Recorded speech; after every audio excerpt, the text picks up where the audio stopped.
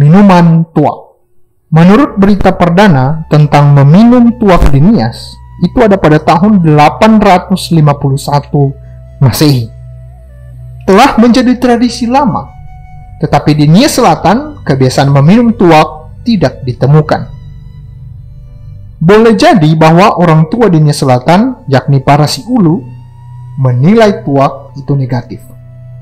Dapat menghambat kemajuan, karena merupakan suatu budaya di Nias Selatan bekerja rajin dan dengan tekun. Ini merupakan moto yang ada di dalam kebudayaan di Nias Selatan.